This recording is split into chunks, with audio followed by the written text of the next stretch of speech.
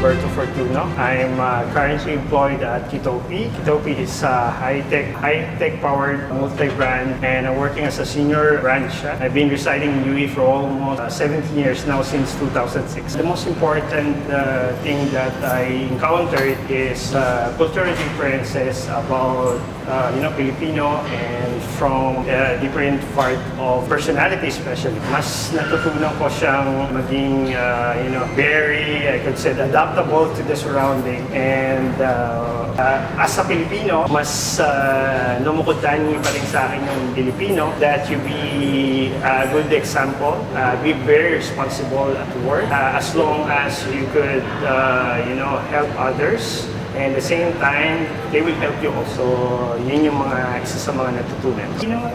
Filipino is very hospitable.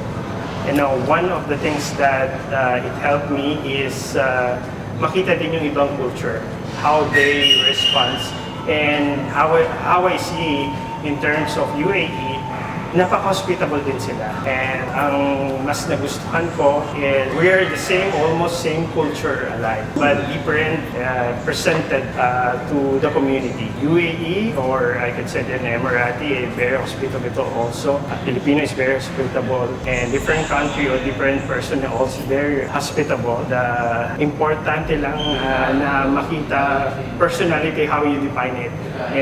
As a Bicolanos, doon sa mga pagkain, and be mindful then how you offer to them yung mga dishes, and especially you are in UAE. Okay, the biggest achievements for me is to have a family, and it's a blessing to me that I get married here in the UAE since 2009. Get married, and nagkaroon na rin ako ng daughter which is 9 years old, and yung opportunity na may bibigay ko sa kanila and being success nila is the greatest blessing to me, being as a family man. For me, learning or developing, teaching the young chef, especially from UAE and our fellow Filipino, kababayan, to educate themselves in terms of yung profession. Like, for me as a culinary chef, and aside from them, teaching them to save money, educate themselves, and investing sa sarili natin. And that's the most important thing.